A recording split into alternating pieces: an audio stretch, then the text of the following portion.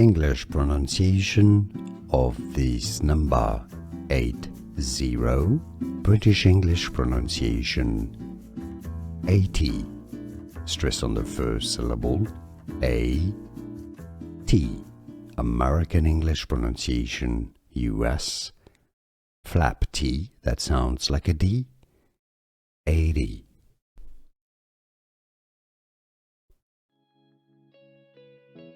English pronunciation of this number 80.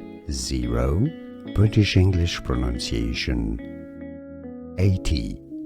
Stress on the first syllable. A-T. American English pronunciation US. Flap T, that sounds like a D. 80.